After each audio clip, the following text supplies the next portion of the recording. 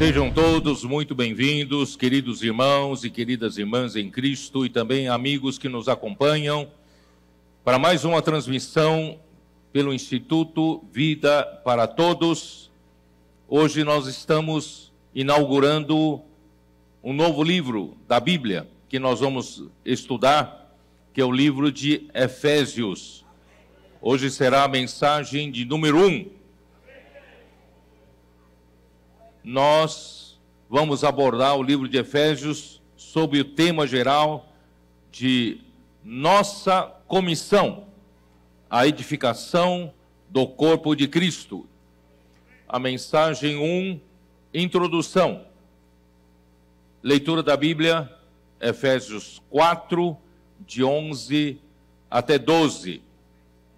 Eu vou ler o que eu preparei como encargo para que os demais irmãos que servem pudessem produzir logo e demais materiais necessários para este semestre.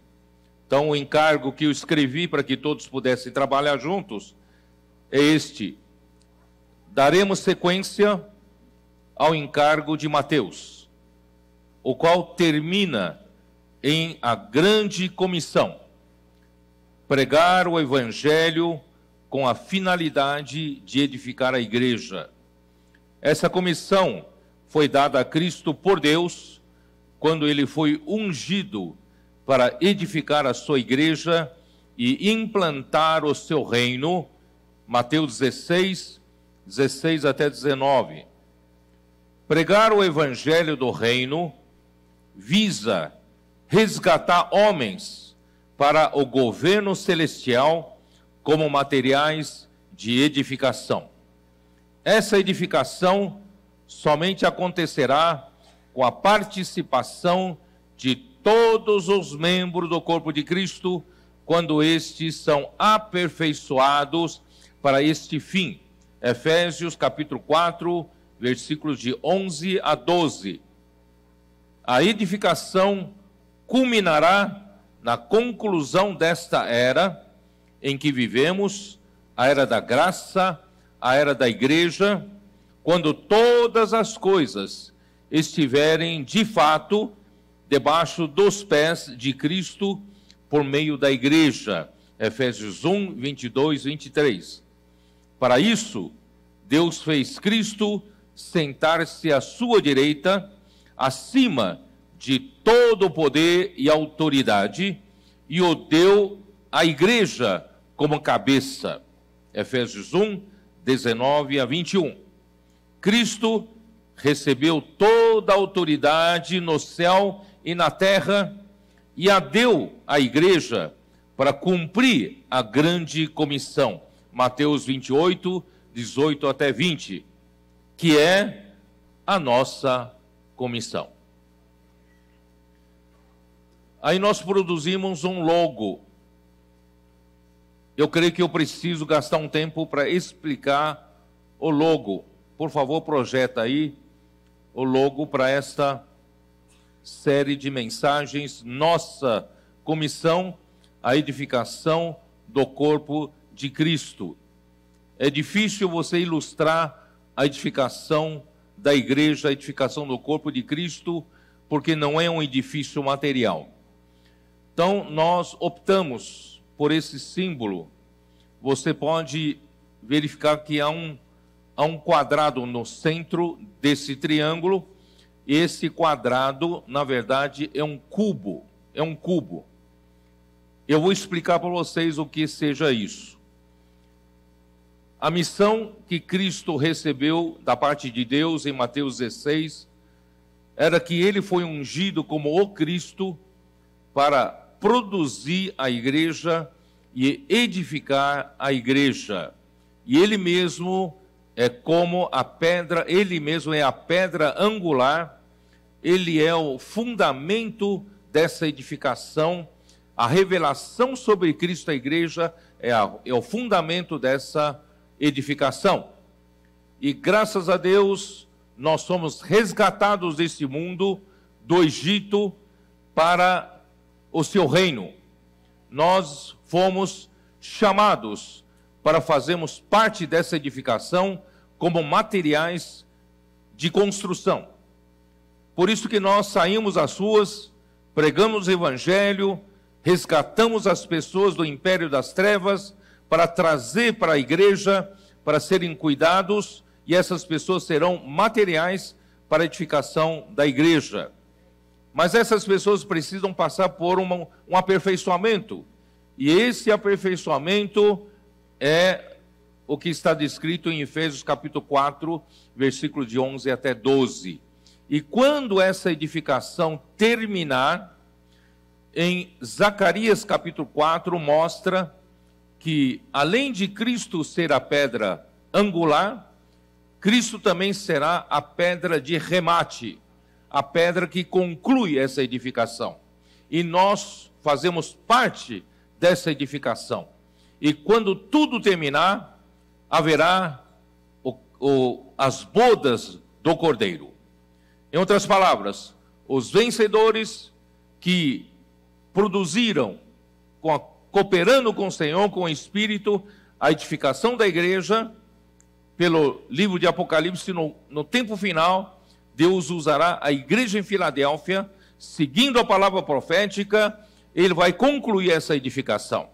E quando essa edificação se completar, quando chegará o tempo do fim, e o fim virá com a grande tribulação. Mas os vencedores, como a igreja em Filadélfia, serão arrebatados para o trono de Deus como filho varão em Apocalipse capítulo 12. E esses vencedores serão aqueles que virão juntamente com Cristo na sua parousia, na sua vinda, durante a grande tribulação, e que durará 3 anos e meio. E no final da grande tribulação haverá um casamento. Esse casamento está em Apocalipse 19. Você pode abrir a sua Bíblia e verificar. 19, versículo 7. Alegremo-nos, exultemos e demos-lhe a glória, porque são chegadas as bodas do Cordeiro, cuja esposa a si mesma já se ataviou.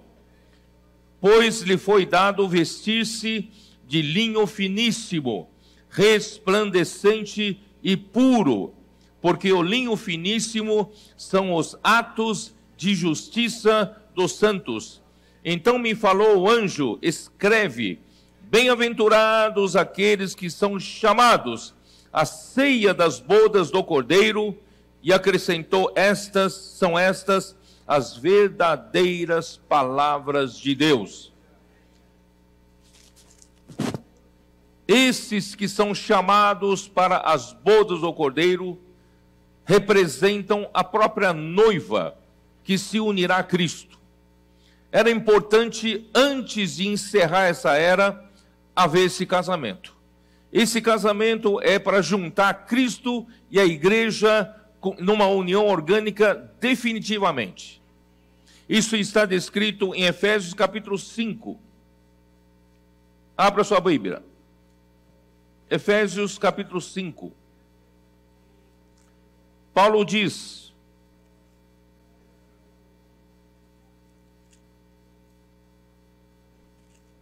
que nós estamos sendo preparados como uma noiva. Capítulo 5, versículo 25. Maridos, amai vossa mulher, como também Cristo amou a igreja, e a si mesmo se entregou por ela, para que a santificasse, tendo-a purificado por meio da lavagem de água pela palavra. Então nós estamos nesse período em que Deus está santificando a sua igreja. Deus está lavando a sua igreja pela palavra, pela água da palavra. essa lavagem de água pela palavra está removendo de nós todos os elementos do velho homem, todos os elementos da carne, todos os elementos da queda do homem, do pecado e da morte.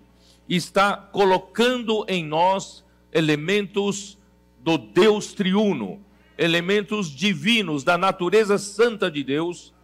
Estamos sendo santificados pela água da palavra, com o fim de que apresentar a si mesmo igreja gloriosa, sem mácula, nem ruga, nem coisa semelhante, porém uma igreja santa e sem defeito. Por isso que no versículo 31, eis porque deixará o homem a seu pai e a sua mãe, e se unirá à sua mulher, e se tornarão os dois uma só carne. Grande é este mistério, mas eu me refiro a Cristo e à igreja. Isso quer dizer o quê? A necessidade de haver esse casamento antes da batalha final. Cristo preparou a igreja, santificou a igreja, edificou a sua igreja e agora está pronta para ser apresentada como a noiva, como igreja gloriosa a Ele mesmo. E haverá no céu esse casamento representado, a igreja representada pelos vencedores. E esse casamento fará a união com Cristo. Então, Cristo e a igreja será um bloco só. Não serão mais dois, serão um só bloco. E esse bloco é uma pedra, essa pedra será um cubo. Daniel 2.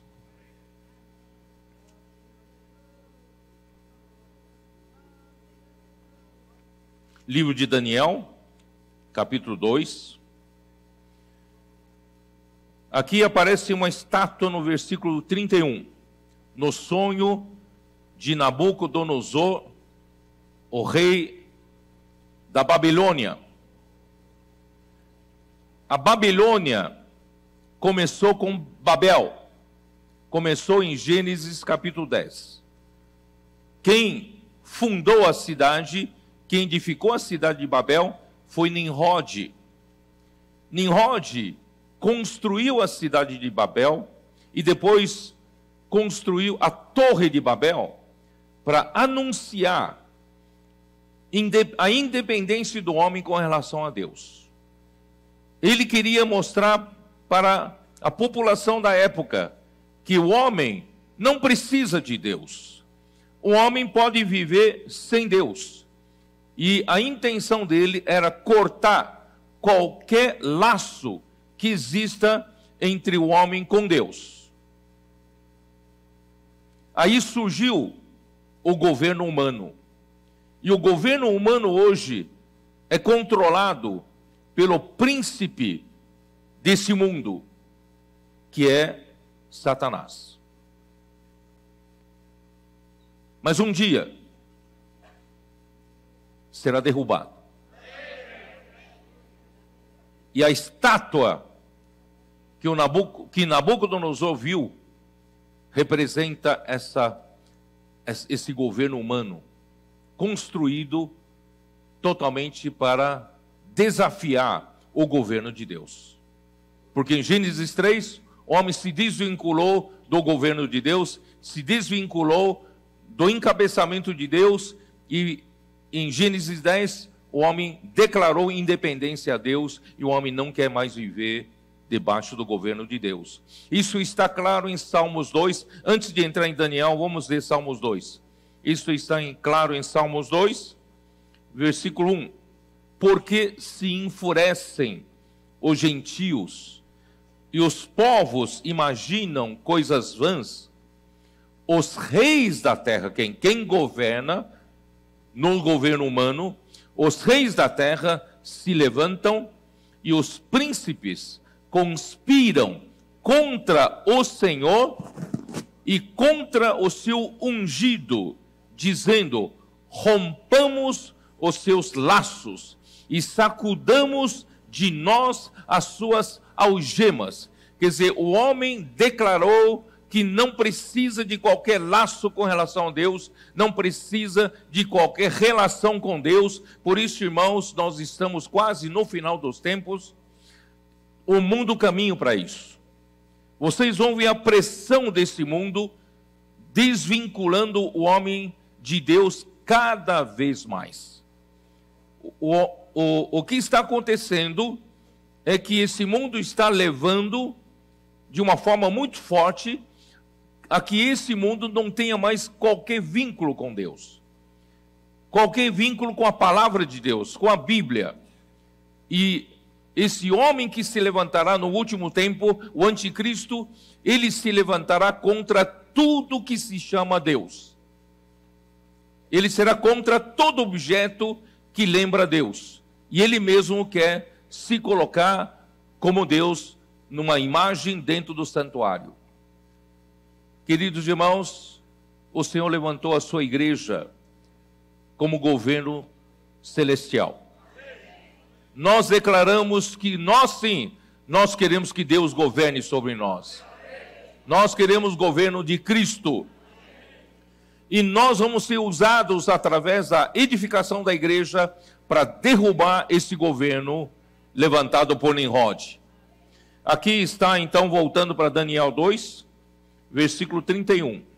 Tu, ó Deus, estavas vendo, e eis aqui uma grande estátua que representa o governo humano. Esta, que era imensa e de extraordinário esplendor, estava em pé diante de ti, e a sua aparência era terrível.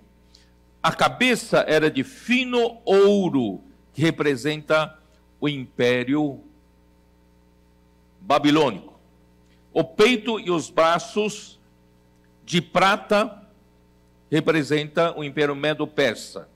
O ventre e os quadris de bronze representa o império macedônico.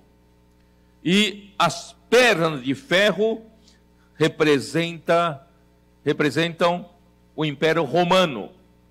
Os pés em parte de ferro, em parte de barro, que é o resquício do Império Romano nos nossos dias. Parte ferro, mas parte frágil, parte barro. Esse é o governo humano que está nos nossos dias, essa estátua. Quando estavas olhando, uma pedra foi cortada sem auxílio de mãos. Que pedra é essa? Essa pedra é a união de Cristo com a igreja. A igreja edificada se une a Cristo no casamento, nas bodas do Cordeiro, e se torna um só bloco, uma só pedra, e essa pedra foi cortada, não por mãos humanas, mas Deus próprio a cortou. E aí que aconteceu? Essa pedra feriu a estátua nos pés de ferro e de barro e os esmiuçou. Então foi juntamente esmiuçado o ferro, o bronze, o barro, o bronze, a prata e o ouro, quer dizer, todos os demais impérios, os quais se fizeram como a palha das eiras no estio, e o vento os levou, e deles não se viram mais vestígios. Mas a pedra que feriu a estátua se tornou em grande montanha que encheu toda a terra. Irmãos, que montanha é essa? Né? Versículo 44. Mas nos dias desses reis, o Deus do céu suscitará um reino que não será jamais destruído. Este reino não passará a outro povo, esmiuçará e consumirá todos estes reinos, mas ele mesmo subsistirá para sempre. Então, esse símbolo que vocês estão vendo, o logo, vocês vão vendo aquele cubo num movimento, levantando-se e se tornando uma montanha. Dá para vocês perceberem? Existe um movimento nesse logo. Então esse cubo se torna uma grande montanha, que é o reino eterno de nosso Senhor Jesus Cristo. E só para confirmar, Apocalipse 21. Acho que essa é a mensagem, né? Acho que não precisa dar mais mensagem, né? Essa é a mensagem. Senhor Jesus. Versículo 1 diz assim: vi novo céu, nova terra, pois o primeiro céu e a primeira terra passaram e o mar já não existe. Vi também a cidade santa, a nova Jerusalém, que descia do céu, da parte de Deus, ataviada como noiva, adornada para o seu esposo. Irmãos, agora já é no novo céu, nova terra, depois do milênio. Aí essa esposa já é composta de toda a igreja. Em Apocalipse 19, a esposa era representada pelos vencedores. E agora já é composta de todos os membros da igreja, tá? Então, ouvi grande voz vinda do trono, dizendo: eis o tabernáculo de Deus com os homens, Deus habitará com eles, eles serão povo de Deus, e Deus mesmo, né? Existe a versão Jerusalém, diz assim: e ele, Deus com eles, será o seu Deus. Quer dizer, nosso Deus estará para sempre unido ao homem. E aí, dá uma olhada no versículo 10. E me transportou. Bom, vou ler o 9, vai. Então veio um dos 7 anjos que tem as 7 taças, cheio dos últimos 7 flagelos, falou comigo dizendo: vem, mostrar-te-ei a noiva, a esposa do Cordeiro. E me transportou em espírito até uma grande e elevada montanha. Vocês estão vendo a montanha aqui? E me mostrou a santa cidade de Jerusalém, que descia do céu, da parte de Deus, a qual tem a glória de Deus. O seu fulgor era semelhante a uma pedra preciosíssima, né? Uma pedra de jaspe cristalina, tá? Agora, vou pular um pouco, né? Versículo 16.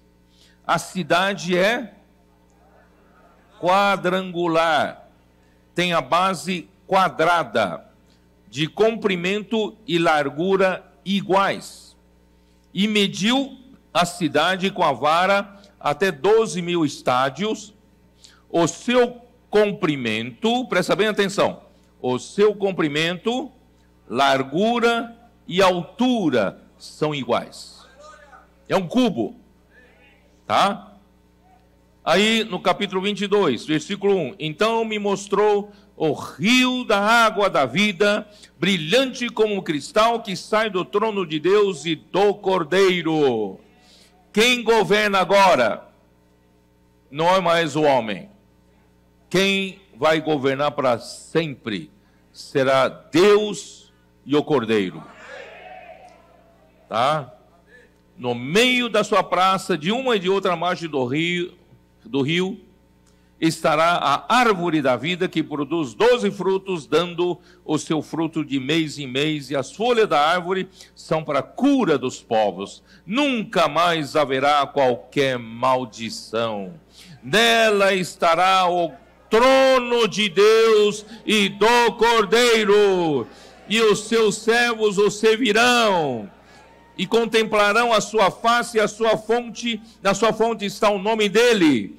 Irmãos, nunca mais alguém se afastará do governo de Deus. Nunca mais o homem será desvinculado do governo de Deus. Ali está o trono de Deus e do Cordeiro. Aleluia! Então já não haverá noite, nem precisam eles de luz e candeia, nem da luz do sol, porque o Senhor Deus brilhará sobre eles, e reinarão pelos séculos dos séculos.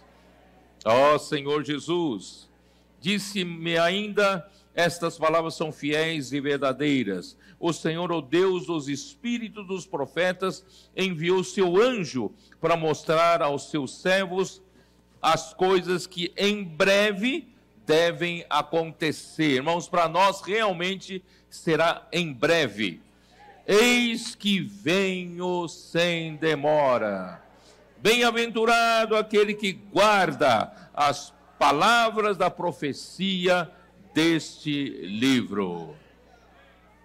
Amém. Agora vocês entenderam o logo, esse logo que nós vamos usar por 6 meses. Ó Senhor Jesus, já dei o meu encargo, né?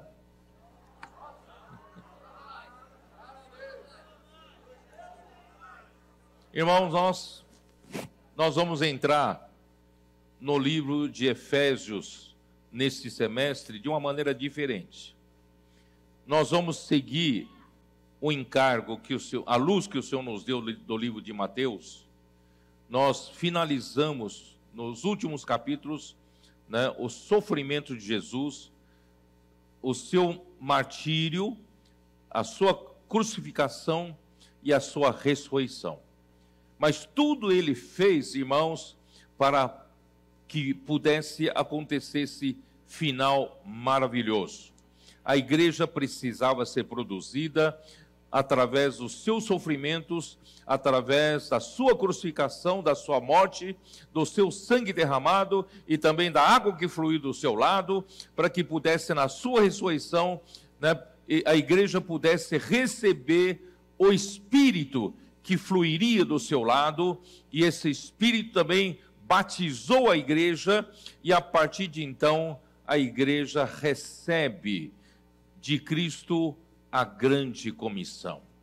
Irmãos, a comissão foi dada para Cristo em Mateus 16. Ele é o Cristo ungido para uma grande missão. Ele é o Filho de Deus, porque ele não fará acontecer o cumprimento da sua missão através de levantar uma grande religião aqui na terra. Mas ele só se preocupou, irmãos, em morrer como um grão de trigo para poder produzir muitos grãos aqui na terra. Quando ele partiu, ele não conseguiu um grande grupo religioso de milhares e milhares de pessoas. Havia apenas 120 galileus ali orando em Jerusalém. Parecia um fracasso, como uma fundação de uma grande religião. Mas ele não se preocupava com a religião, porque ele veio para produzir vida.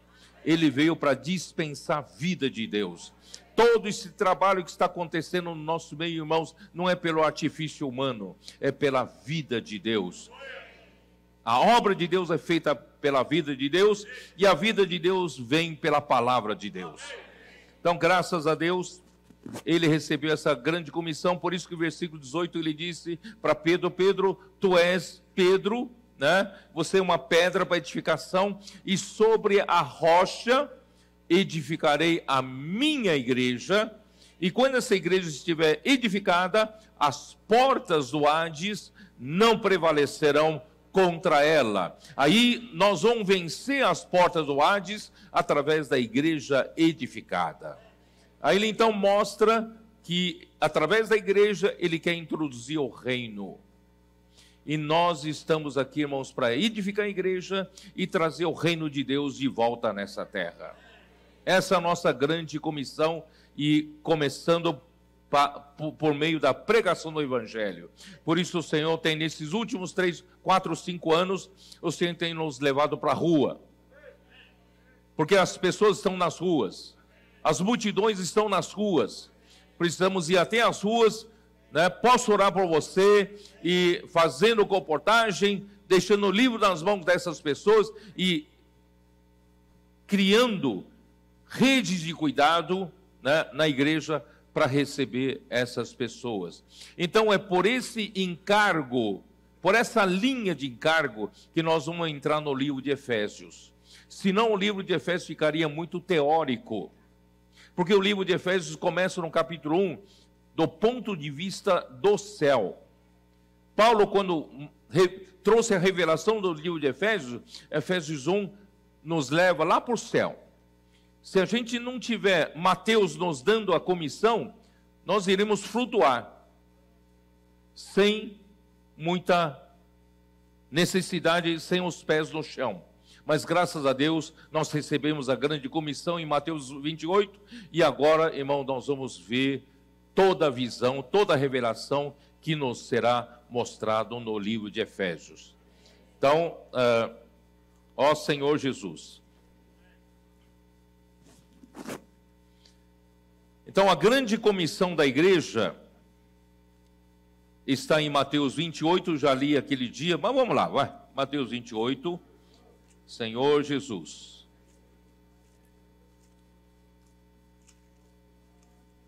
Já que essa festa durou tanto tempo, vamos gastar um pouquinho de tempo a mais, né?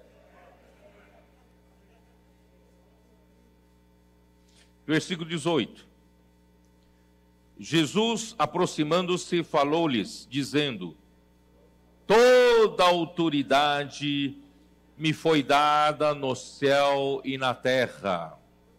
Irmãos, era necessário que o nosso Senhor Jesus Cristo, como Deus, mas como homem, ele viesse aqui na terra, morresse segundo o desígnio de Deus, realizasse a redenção e gerasse a igreja, e ele ressuscitasse, ele pudesse, através, de rogar ao Pai, o Pai enviar outro Consolador, o Espírito da verdade.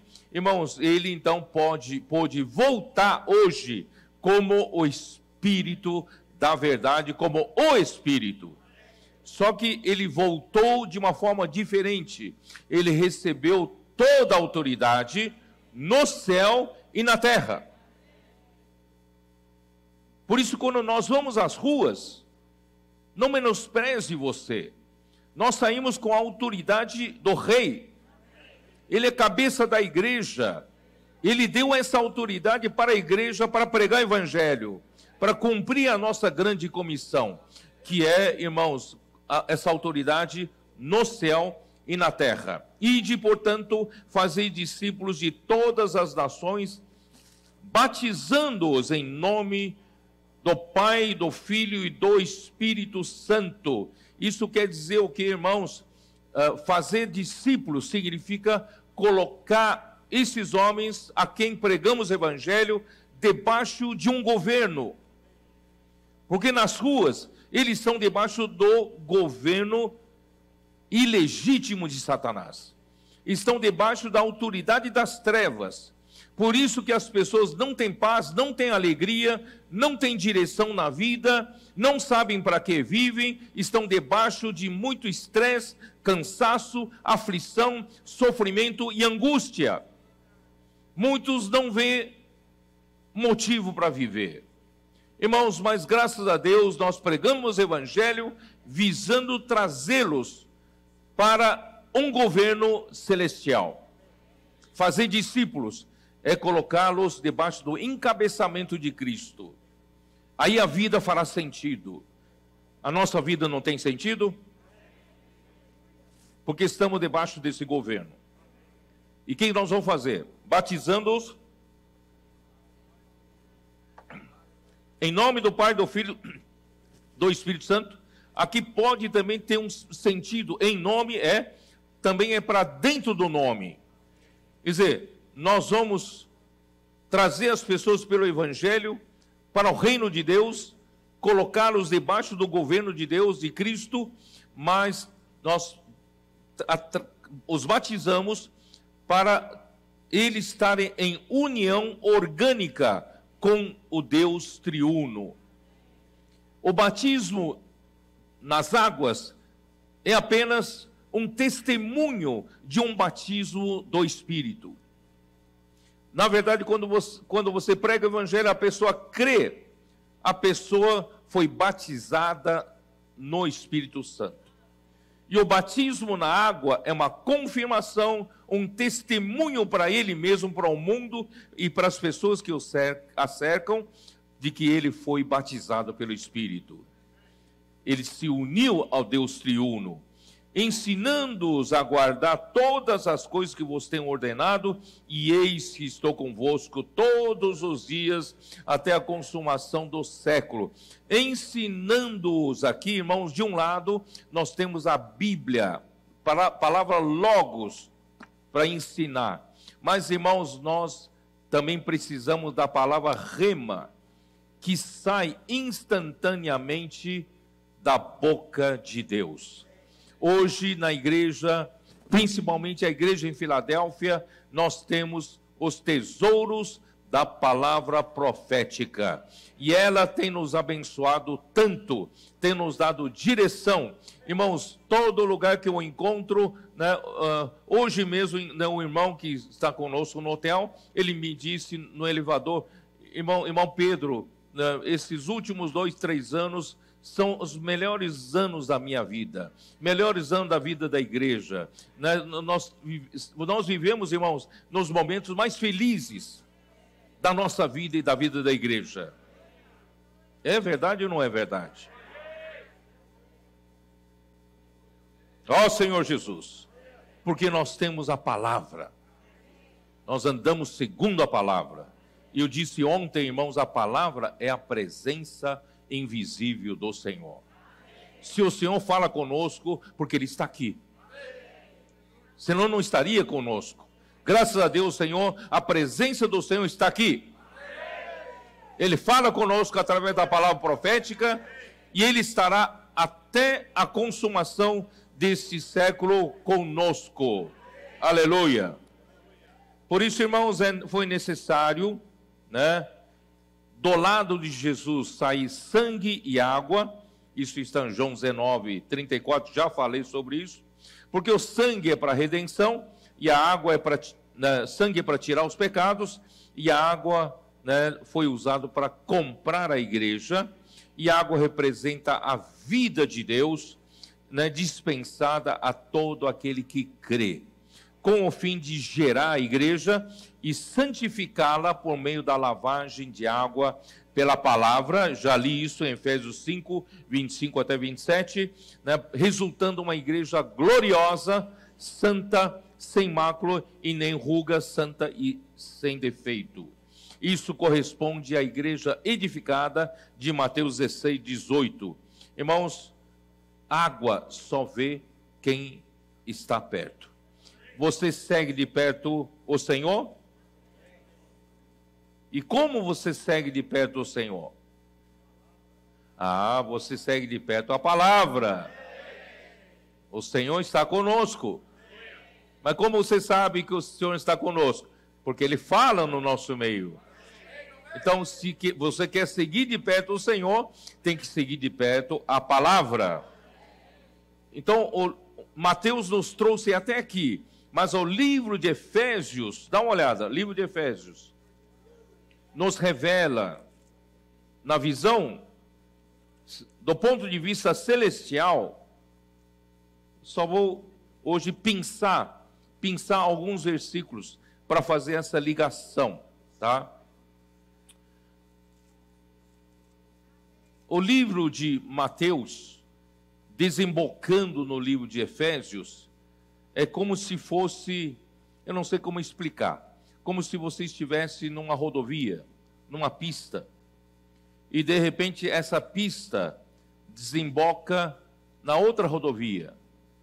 E essa pista que vai desembocar na outra rodovia, essa pista vai mesclando pouco a pouco a pista da nova rodovia. Isso em inglês chama-se merge, né? Verbo de pouco a pouco você vai terminando essa pista, vai entrando para a nova pista, tá? É como né, um rio juntando com o outro e depois se mistura totalmente ainda aí para frente. Então, irmão, nós estamos desembocando do livro de Mateus, estamos entrando no livro de Efésios, nessa mesma sequência. não vamos perder ritmo, não vamos perder o encargo, é o mesmo encargo, tá? Então, o livro de Efésios nos mostra, no capítulo 1 de Efésios, versículo 18 até 21, o seguinte: o Senhor Jesus foi ressuscitado por Deus o Pai, com que? Com a suprema grandeza do seu poder, e essa mesma suprema grandeza do poder, irmãos, está conosco que cremos. Você sabia disso? Esse poder que Cristo ganhou está com você hoje, está com a igreja. Então, e qual é... Ó Senhor Jesus, vou ler um pouquinho mais, vamos antecipar um pouco. Versículo 17, vai. Senão você não vai entender o contexto. Para que o Deus e Pai de nosso Senhor Jesus Cristo, o Pai da glória, vos conceda espírito de sabedoria e de revelação, no pleno conhecimento dele, iluminados os olhos do vosso coração, para saberdes qual é a esperança do seu chamamento, qual a riqueza da glória da sua herança nos santos. Irmãos, precisamos ir do ponto de vista agora do céu, para enxergar o que Deus preparou para nós. Somos dessa revelação. Então, a partir de agora, irmãos, você precisa pedir para o Pai da glória: ó Pai, ó Deus, me dá a revelação, e eu quero ver com os olhos da fé, né?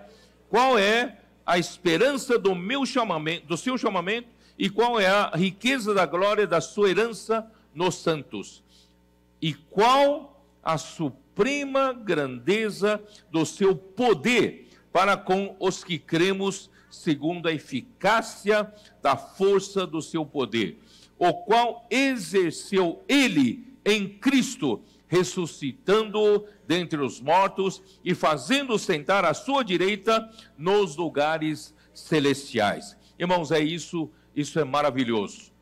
Deus, com essa suprema grandeza, com do seu poder, ressuscitou a Jesus Cristo, né, dentre os mortos, e não só isso, esse poder o elevou até sentar à sua direita nos lugares celestiais. E você sabe onde ficam esses lugares celestiais? Fica acima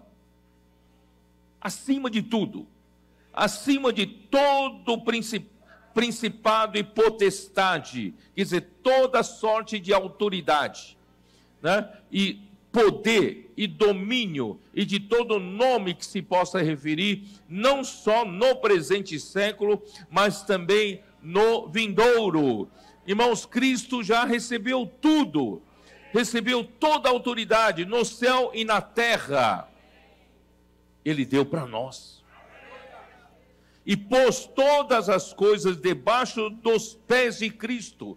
Deus já colocou todas as coisas debaixo dos pés de Cristo, porque Ele já está lá em cima. Mas para que toda essa revelação se torne uma realidade, Deus então deu esse Cristo à igreja, como cabeça. O que mais falta nesse mundo, irmãos, é cabeça, é governo, é o reino, não é? O homem está sem governo, o homem está como galinha sem cabeça. Você já viu uma galinha sem cabeça? Alguns de vocês vieram do sítio, não é isso? Do campo. Você sabe que alguns não sei se fazem maldade ou não sabem matar, né? Pega uma galinha, na hora de matar, tem dó de matar, e corta a cabeça, pá! E solta a galinha.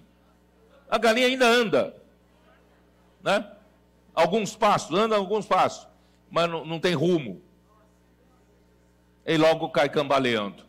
Irmãos, os homens do mundo são como galinhas sem cabeça. Ainda que seja bem vestido, ainda que pareça ter muito dinheiro, tem muito status social, mas é galinha sem cabeça. Mas, aleluia, Deus te colocou na igreja. Na igreja nós temos cabeça. E nossa cabeça está no céu. Nossa cabeça está acima de toda autoridade, todo o poder, não é isso? E Deus deu, todas as coisas já estão debaixo dos seus pés. Agora, irmãos, Ele deu essa cabeça para a igreja, para que a igreja execute isso. Não sei se vocês entenderam. Nós temos a responsabilidade, irmãos, de colocar todas as coisas debaixo dos pés da igreja.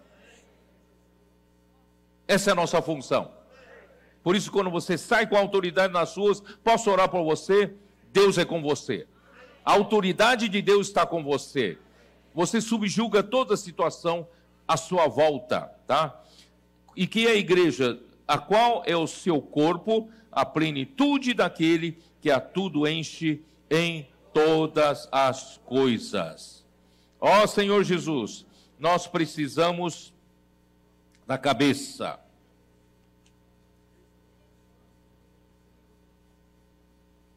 Eu vou fazer o seguinte. Eu vou já direto ao ponto. Depois eu falo em outras mensagens o que eu preparei aqui para falar. Irmãos, para a igreja poder levar a cabo essa responsabilidade, né, a igreja também precisa ser ungida. Cristo foi ungido. Tu és o Cristo, o Filho do Deus vivo. Então ele foi ungido para essa missão. E agora é a nossa vez. A igreja também foi ungida por essa missão, tá? No dia do Pentecoste, dá uma olhada em Atos capítulo 1. No dia do Pentecoste aconteceu uma grande coisa para nós cumprirmos a nossa missão. Atos 1, versículo 5, como diz: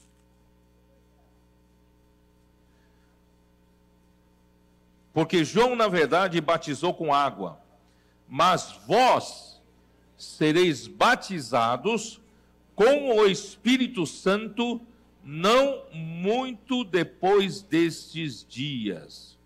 Aí capítulo 2, versículo 1 a 4. Ao cumprir-se o dia de Pentecostes, estavam todos reunidos no mesmo lugar.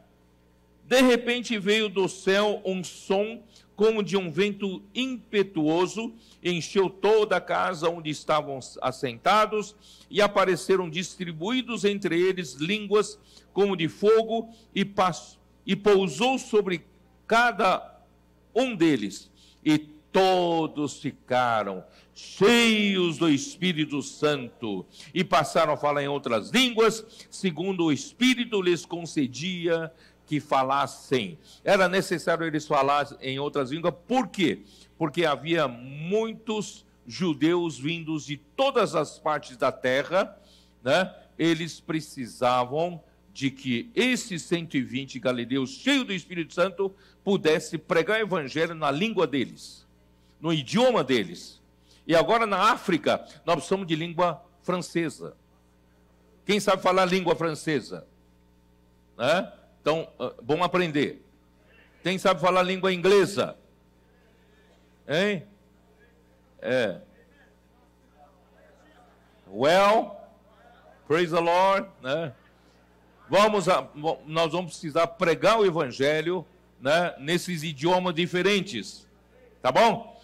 Então, os judeus que creram foram batizados, e também Atos capítulo 11, os gentios também foram batizados pelo Espírito Santo, versículo 15.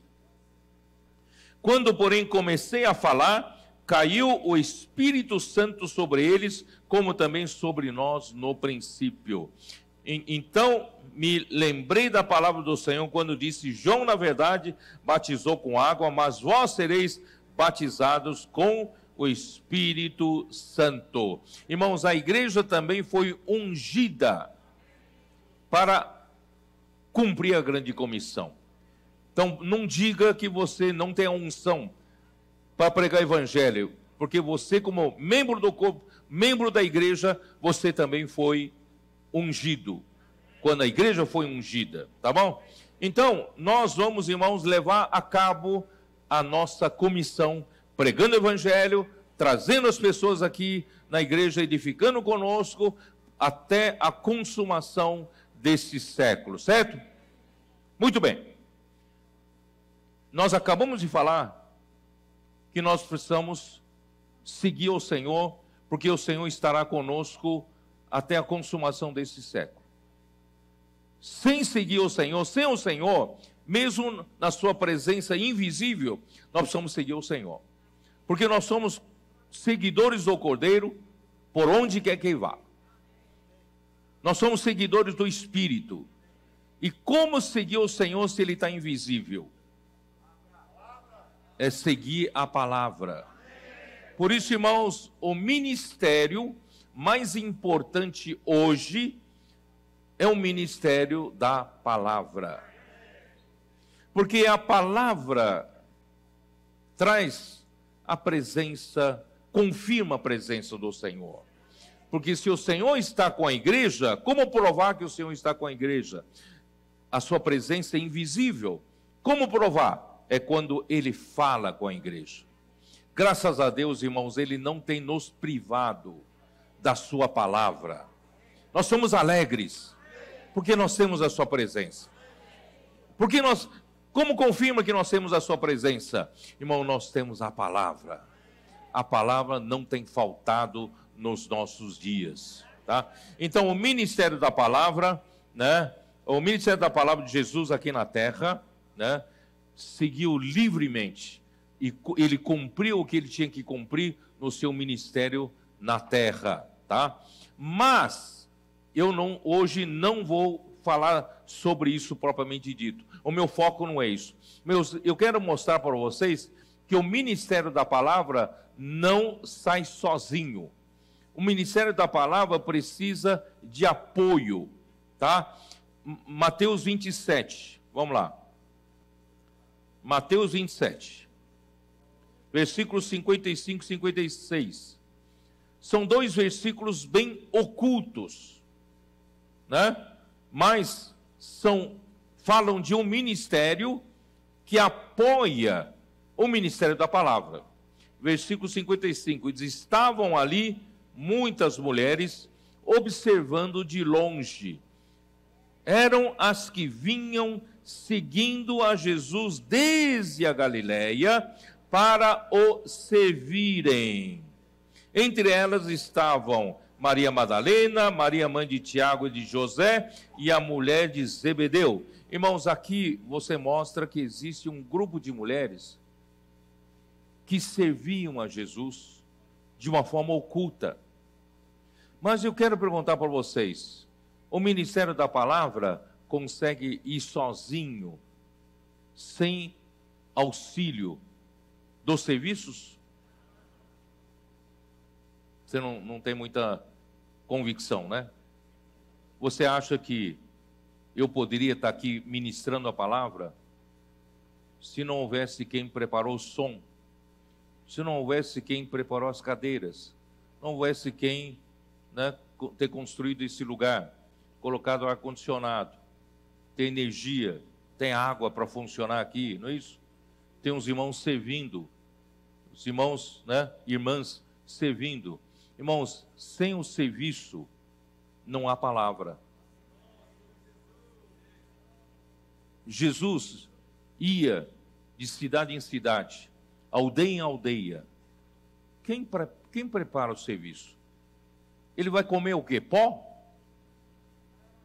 Ele só multiplicou 2 vezes os pães. Ele não multiplica os pães todos os dias. Tem custo as refeições, tem serviço. Quem prepara a mesa? Quem prepara os pratos? Quem lava os pratos?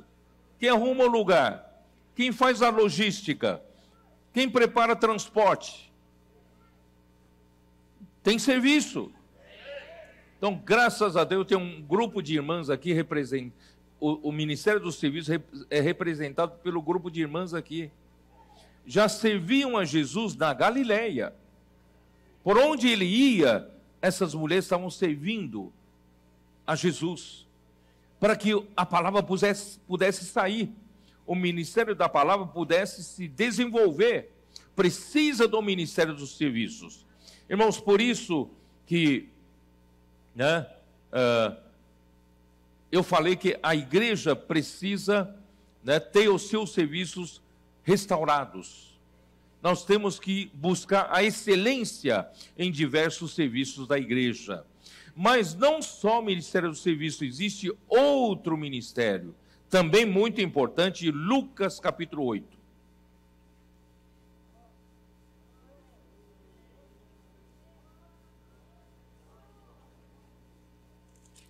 Vocês estão percebendo que eu estou entrando no livro de Efésios com os pés no chão, não voando, com os pés no chão, né? Versículo 1. Aconteceu depois disto, que andava Jesus de cidade em cidade e de aldeia em aldeia, pregando e anunciando o evangelho do reino de Deus, e os 12 iam com ele. Quer dizer, não só a logística tem que pensar em Jesus, tinha que pensar também nos 12. Mais boca para comer. Porque Jesus precisava preparar os 12. Não é isso? Então, irmãos, e quem é que serve a eles? E no serviço, irmãos, tem custo. As refeições não têm custo, transporte não tem custo, para manter esse auditório não tem custo, para construir esse auditório não tem custo, para a gente entrar na África levando as ferramentas para expandir na África não tem custo. Então existe outro ministério oculto. Esse ministério é o quê? Versículo 2: e também algumas mulheres que haviam sido curadas de espíritos malignos e de enfermidades. Maria, chamada Madalena, da qual saíram 7 demônios. E Joana, mulher de Cusa, procurador de Herodes. É como se fosse nosso procurador-geral da República hoje. É a mulher dele, tá? E Susana, e muitas outras, as quais lhe prestavam assistência com os seus bens. Então, para que o ministério da palavra pudesse ir adiante, nós precisamos do ministério dos serviços. Muitos irmãos servindo para que o ministério da palavra pudesse ir adiante. Mas todos os serviços implicam em custo, não é? Então nós precisamos, irmãos, do ministério de ofertas de riquezas materiais. São um tripé, 3 pés, 3 pernas. Você sabia? A cadeira onde você está sentado é de 4 pernas. Mas se você colocar num terreno irregular, numa grama, no gramado, um terreno irregular, as 4 pernas não te dão estabilidade. Fica sempre falseando uma perna. Mas se você levar uma cadeira de 3 pernas, fica firme. Ou não? 3 pernas, 3, tripé, irmãos, firma em qualquer terreno. Na África, funciona. Nos Estados Unidos, funciona. No Brasil, funciona. Em todo lugar, funciona. Por isso, irmãos, se nós queremos ir longe, se nós queremos trazer o Senhor de volta, se nós queremos pregar o Evangelho, se nós queremos, orar pelas pessoas, se nós queremos rede de cuidado para cuidar dessas pessoas, se nós queremos ter serviços que trazem esses membros para a edificação da igreja, irmão, nós somos desse tripé. Graças a Deus, o Ministério da Palavra está em franco desenvolvimento. E os serviços também, graças a Deus, estão acompanhando. Isso aqui é uma prova. Para fazer isso, irmão, vocês não sabem o trabalho que dá, os serviços que precisam funcionar para que houvesse essa conferência. Então nós estamos aprendendo a fazer isso. Mas, irmãos, nós precisamos agora do terceiro pé, a terceira perna. Nós precisamos turbinar. Nós turbinamos comportamento dinâmica. Nós turbinamos Avança Jovem, Fábrica de Vencedores, turbinamos a Fábrica de Vencedores Kids, adolescentes. Nós turbinamos o quê? Calma, deixa eu falar. Nós turbinamos a rede de cuidado das mulheres. E esse ano nós turbinamos a rede de cuidado dos homens, homens de oração, não é? Nós, graças a Deus, irmão, nós turbinamos, né? Nós temos reunião de jovem, grupo familiar, nós temos o quê? Diversos serviços das igrejas que estão sendo restaurados, né? Graças a Deus com isso. Nós turbinamos o Expolivro, nós turbinamos também os CEAPs. Os CEAPs que ainda não estão turbinadas, pelo menos estão começando. Aliás, você precisa ter encargo para turbinar o CEAP de Sete Lagoas. Nós estamos pedindo para o Senhor arrumar quantos? 100 CEAPistas, 100 candidatos para fazer CEAP. Você quer fazer ou você quer levantar alguém? Hein? Não deixa Dedé depressivo com 10 CEAPistas, 15 CEAPistas, irmãos, dá depressão. Vamos encher de gente lá no CEAP. Dedé, fica de pé. Chama os irmãos, convida os irmãos para ir lá. Podem lotar, porque nós podemos fazer vários ciclos, revezamento. Não precisa estar todo o tempo lá. Pode ir no campo, um tempo lá. Podemos fazer várias turmas diferentes. Então não tenha problema. Se vocês mandarem 300, ele vai arrumar lugar para 300. Então vamos turbinar o CEAP. Vamos turbinar também mais comportores aqui na região 6. Não estamos contentes ainda com o número que tem. Precisa de mais. Quem quer entrar nesse ramo? Entre nesse ramo. Vale a pena. Você sabe que se você tem timidez e tal, experimente sair com eles um dia. Você vai viver no outro mundo. Você é obrigado a viver no Espírito a todo tempo. É ou não é? Você vai ser renovado. Você vai ficar louco. E não vai querer voltar mais atrás. Desculpe falar, isso vicia. Aí você volta para o seu trabalho secular, você vai sentir que está faltando alguma coisa. É isso?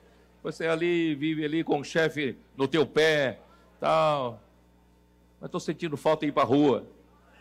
Sentindo falta de fazer comportagem, salvar pessoas, né?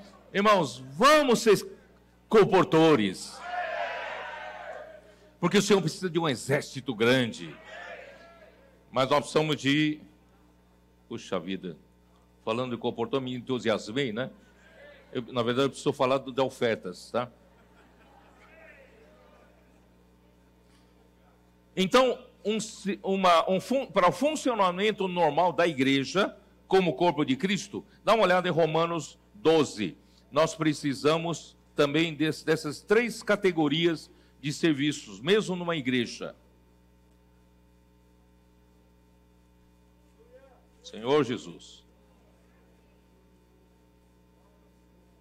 Versículo 3. Bom, versículo 1, vai. Rogo-vos, pois, irmãos, pelas misericórdias de Deus,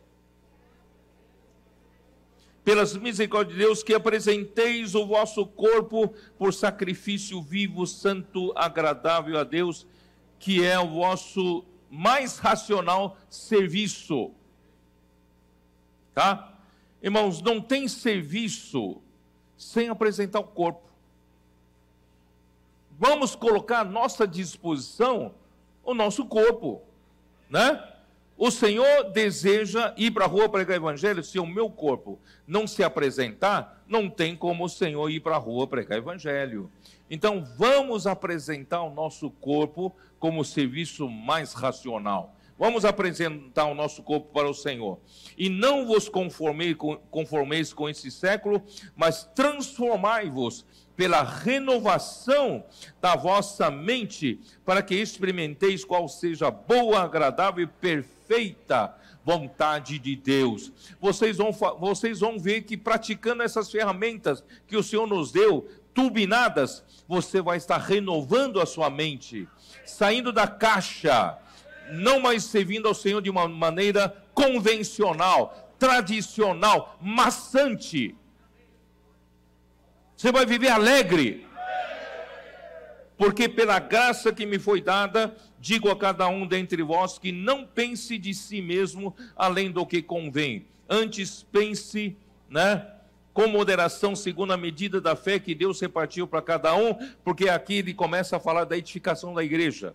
Porque assim como num só corpo temos muitos membros, mas nem todos os membros têm a mesma função, assim também nós, conquanto muitos somos um só corpo em Cristo e membros uns dos outros, tendo, porém, diferentes dons, segundo a graça que nos foi dada, se profecia, seja segundo a proporção da fé. A profecia aqui, irmãos, fala principalmente daquele que profetiza.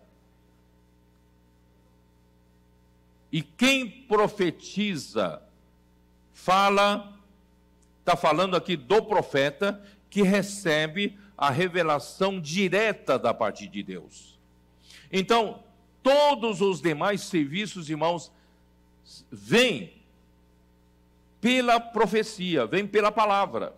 A palavra, irmãos, acaba dando referência, direção para todos os demais serviços, tá? Então, se profecia, que é palavra, eu vou dizer, palavra profética, se ministério aqui, esse ministério aqui são serviços.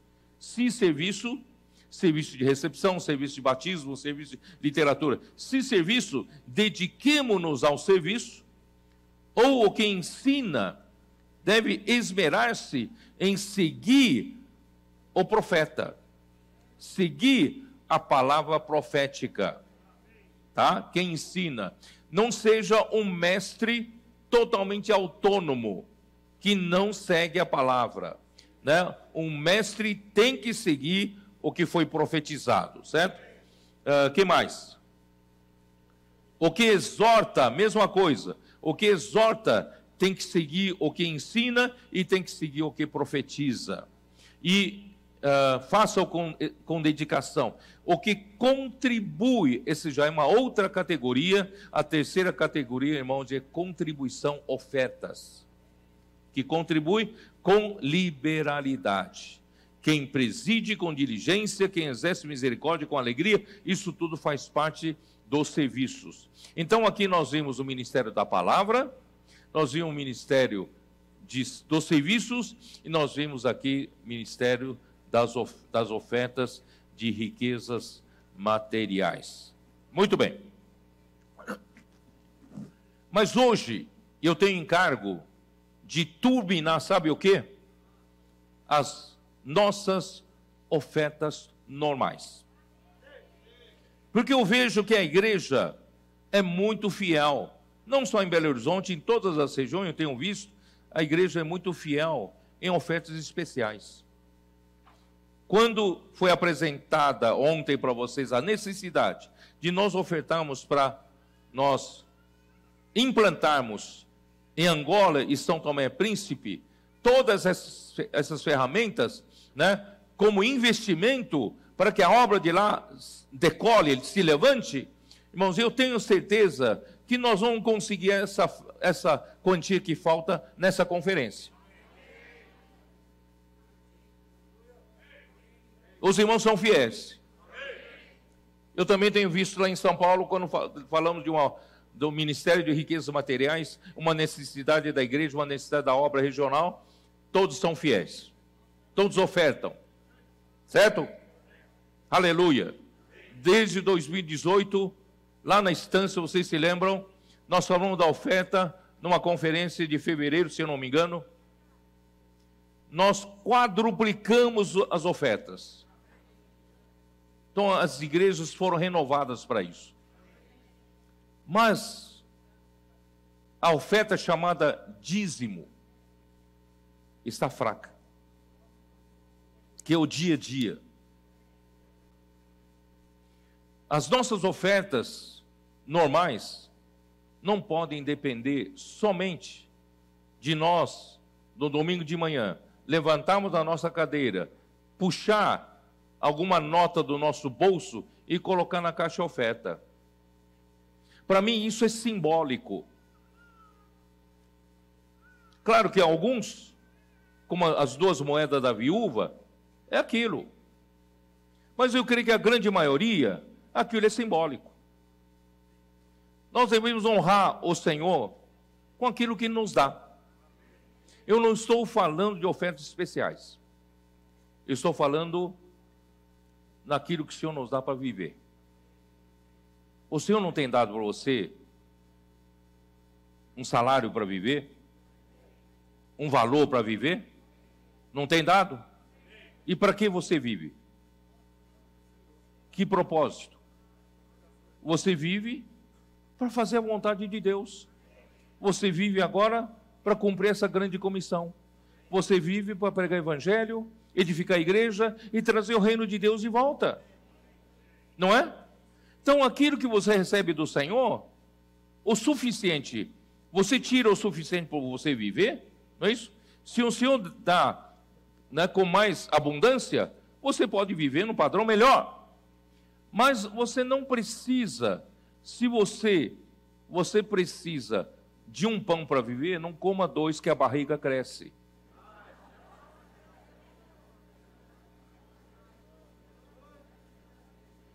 Então viva bem com o que o Senhor te deu. E o restante, irmãos, use como semente. Não engorde com isso. Vamos semear. Eu estou falando de oferta normal, tá? Não estou falando de ofertas especiais. Irmãos, é uma tristeza. Quando eu trabalhava numa empresa de engenharia, eu tinha um colega meu, engenheiro, do lado, sentado do lado. Ele fazia parte, né, da igreja adventista. E toda vez que recebíamos olerite, cada mês, ele dizia para mim, eu tenho que apresentar esse olerite para o pastor. Porque desse olerite, né, a sua igreja tira literalmente 10%. Não tem como fugir. Tá? Mas graças ao Senhor, irmão, nós estamos na era da graça. Estamos na era da nova aliança. E que a nossa justiça tem que exceder. Onde está isso? Mateus 5, vamos lá, Mateus 5.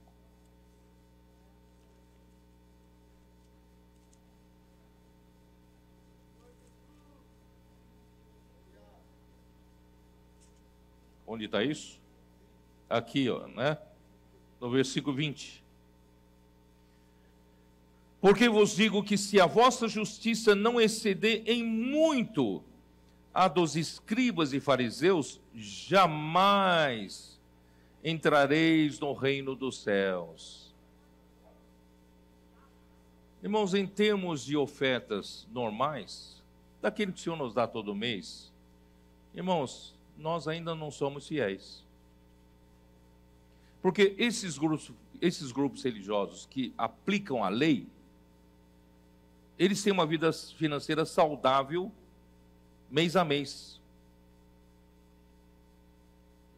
E nós, talvez, na igreja, temos muito medo de falar das ofertas. Parece que quando falamos das ofertas na reunião, parece que afeta a sensibilidade de alguns. Os irmãos estão pedindo dinheiro. Irmão, na verdade, para a nossa saúde espiritual, nós precisamos ser também saudáveis nisso. Eu quero turbinar esse lado. Vocês me permitem turbinar? Turbinar. Como começou? Gênesis 14. Gênesis 14. 18. Vocês sabem que houve uma guerra entre 4 reis e 5 reis. E os 4 reis foram mais fortes e venceram 5 reis. E venceram o rei de Sodoma e levou Ló, sobrinho de Abraão, levou Ló, a mulher, os seus bens e também de todo do rei de Sodoma. E por causa de Ló, Abraão foi correr atrás para resgatar Ló. Não é isso? Não, versículo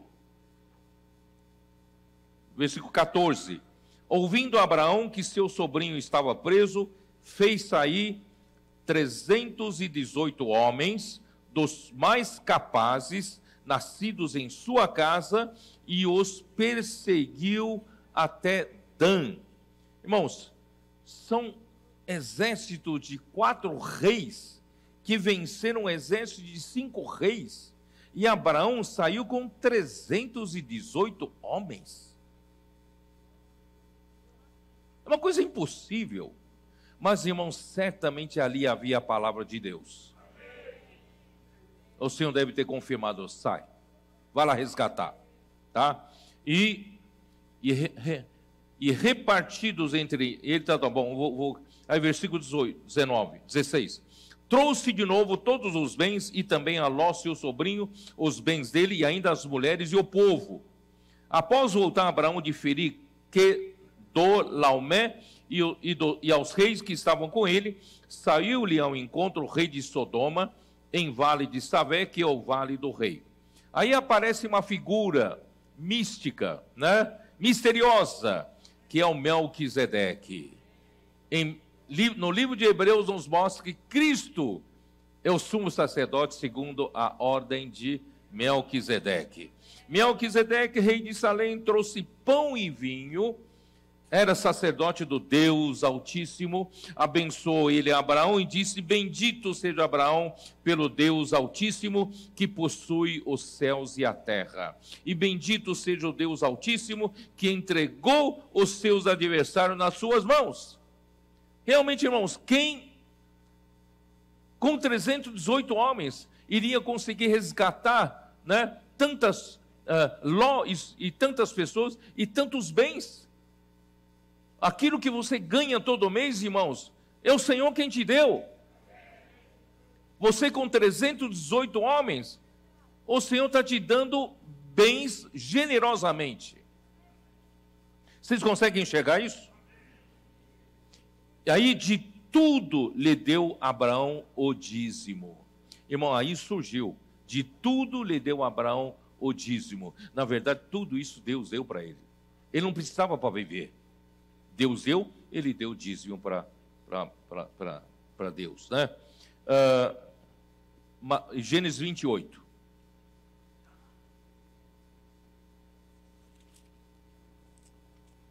Gênesis 28, versículo 20.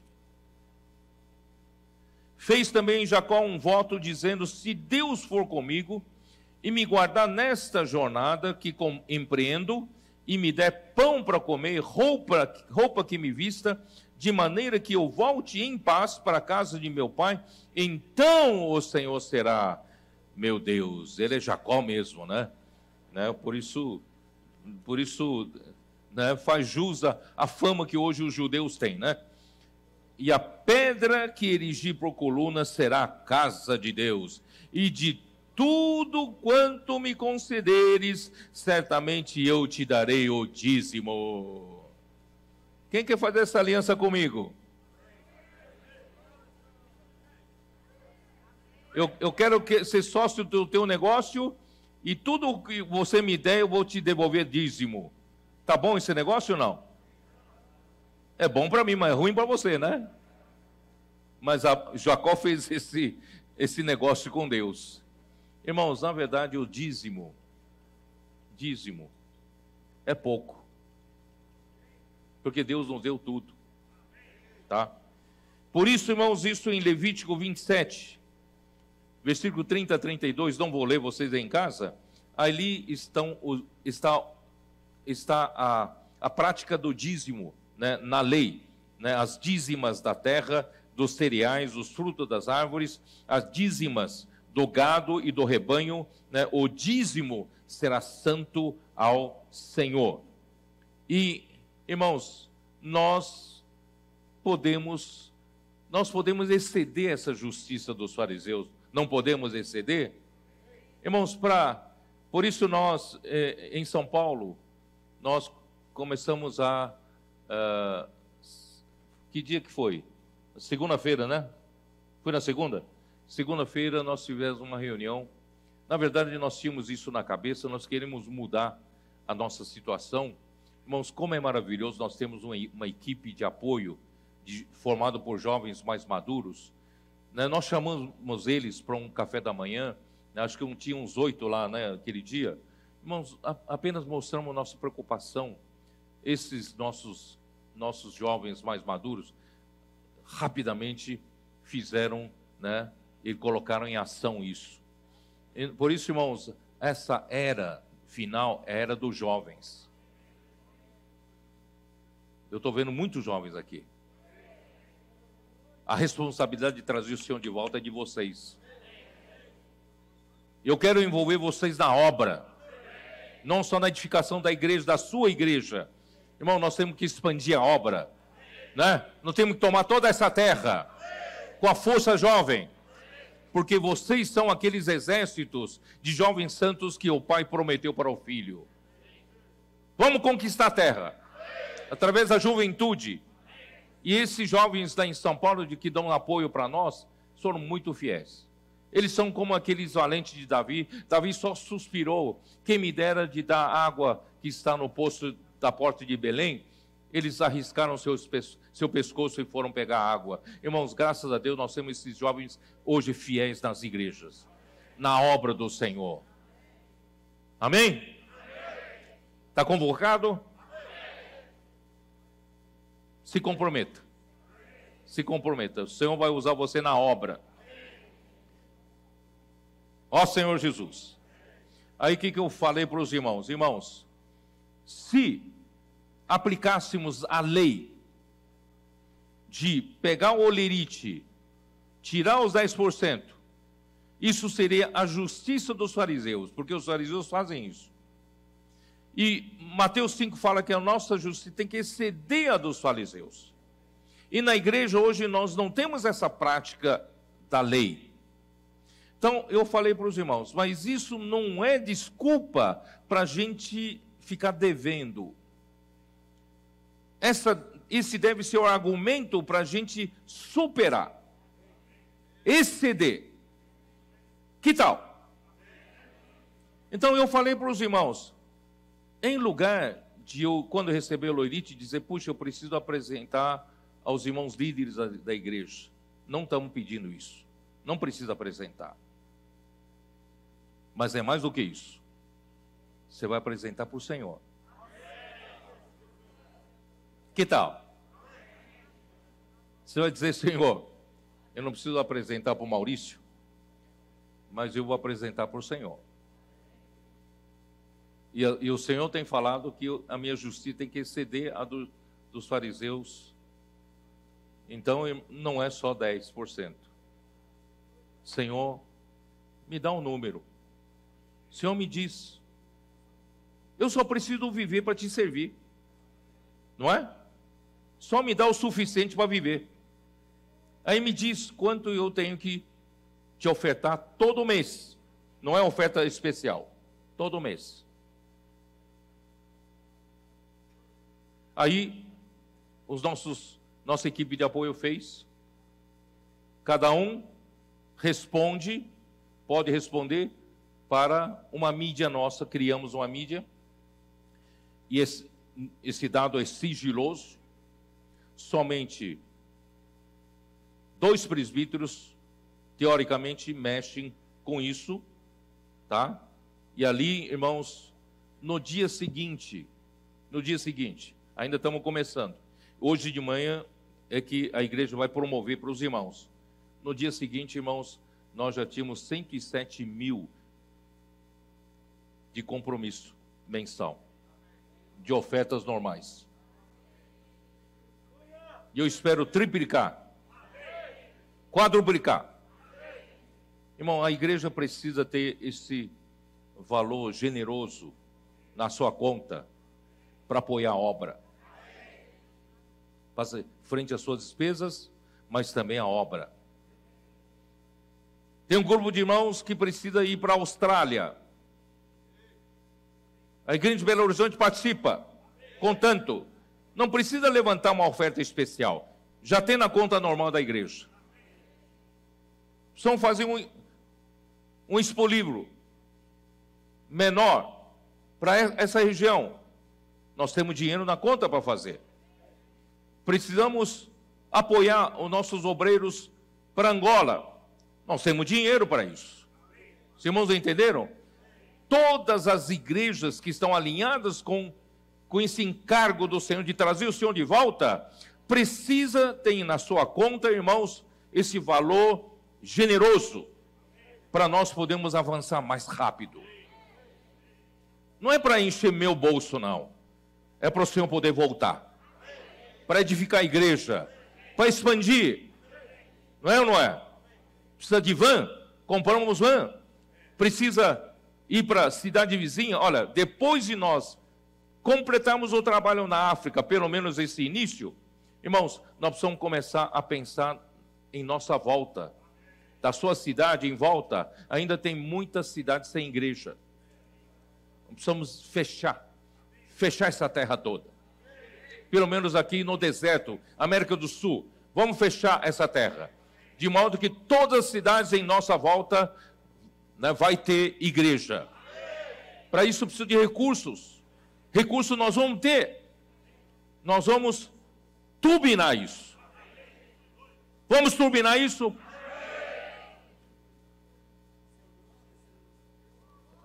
Acho que não preciso falar muito, vai. 2 Coríntios. Acho que é desnecessário falar muito. Então, acho que o Senhor já colocou no seu coração isso. Tá? Eu não vou nem continuar mais falando a mensagem. Aqui em 2 Coríntios. 2 Coríntios 8. Versículo 1 diz assim: também, irmãos, vos fazemos conhecer a graça de Deus concedida às igrejas da Macedônia.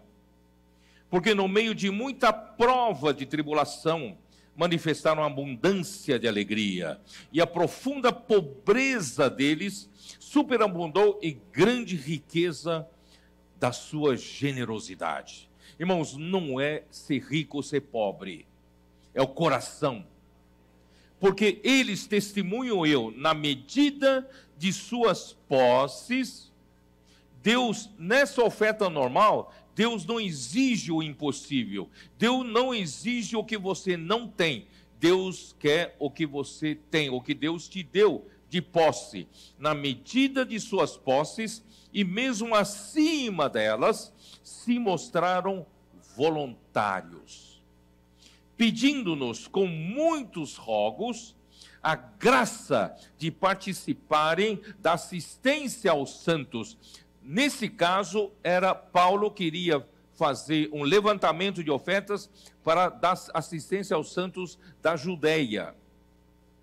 Mas esquece isso. É uma necessidade da obra que Paulo estava levantando, certo? Então aí diz: e não somente fizeram como nós esperávamos, mas também deram-se, irmãos, esse é o segredo de uma oferta normal, deram-se a si mesmos primeiro ao Senhor, e depois a nós, aos apóstolos, pela vontade de Deus. Irmão, Deus vai honrar o seu coração. Eu nunca vi ninguém empobrecer, morrer de fome, porque ofertou, foi fiel em ofertas. Pelo contrário, o contrário acontece. O Senhor te abençoa, ou não? Capítulo 9, 2 Coríntios, versículo 6. E isto afirmo, aquele que semeia pouco, pouco também ceifará. O que semeia com fartura, com abundância também ceifará. Então, irmãos, ofertar é semear. Em Isaías 55, quando Deus fala que Deus manda chuva e neve para regar a terra, fecundar a terra, primeiro ele fala, ele dá semente ao que semeia e depois pão ao alimento, a quem come. Então, primeiro sempre vem a semente. Se o princípio da sementeira não funcionar, a terra estaria passando fome, não é verdade? Então, um agricultor, ele pega o melhor das sementes dele, e ele pega a maior quantidade de semente dele, ele semeia na terra, ou não é? É por isso que nós temos semente, nós temos alimento em abundância. Graças a Deus, irmãos, o Senhor nos deu essa terra brasileira. Para mim vai ser celeiro para alimentar o mundo, tá?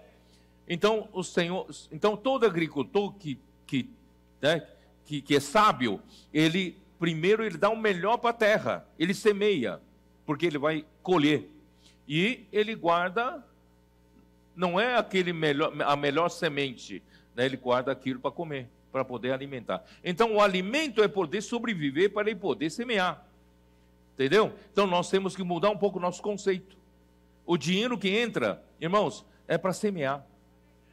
Eu só guardo o suficiente, irmãos, para eu viver, para poder servir a Deus. E o meu serviço é ofertar a Deus. Eu vou estar produzindo frutos para Deus, né? Então, irmãos, aqui diz: cada um contribua segundo tiver proposto no coração, não com tristeza ou por necessidade, porque Deus ama quem dá com alegria. Deus pode fazer-vos abundar em toda graça, a fim de que, tendo sempre em tudo ampla suficiência, superabundeis em toda boa obra. Versículo 10. Ora, aquele que dá semente ao que semeia, semente vem antes, e pão para o alimento, também suprirá e aumentará a vossa sementeira e multiplicará os frutos da vossa justiça, excedendo em muito a justiça dos fariseus, enriquecendo-vos em tudo, em toda generosidade, a qual faz com que, por nosso intermédio, sejam tributadas graças a Deus. Irmãos, eu não vou falar mais. Espero que o Espírito Santo fale ao seu coração. Vamos normalizar as nossas ofertas. Eu até fico meio constrangido de chamar isso de dízimo. Entendeu? Não chamo isso de dízimo porque é mais que dízimo. É o nosso dia a dia. Nosso dia a dia. Irmãos, tem que lembrar, irmãos, se o Senhor nos dá salário, se o Senhor nos dá ganho, se o Senhor nos dá receita, irmãos, é para nós podermos servir ao Senhor. Podemos viver. Então eu vou retirar o suficiente para eu poder viver, não é isso? Se o Senhor... Claro que se o Senhor me dá mais, eu vou usufruir um pouco mais, mas não preciso exagerar, não é isso? Eu guardo, é para o Senhor, para semear, para dar para o Senhor. Irmãos, aí o que vai acontecer? Nós turbinamos a palavra, o ministério da palavra, nós turbinamos o ministério dos serviços, e nós vamos turbinar também o ministério de ofertas e riquezas materiais. Irmão, ninguém vai nos segurar mais. Vamos avançar. As portas do Hades, irmão, já estão tremendo conosco. Por isso, irmão, vamos orar uns pelos outros. Principalmente quem está na frente da obra. Nós somos muito vulneráveis a ele, porque eles estão nos odiando. Estão nos odiando. Mas nós temos a proteção do Senhor. Mas, irmãos, vamos turbinar as ofertas, para que a obra possa ir mais abundantemente, sem problema de recursos. Deus abençoe vocês. Aleluia, amém.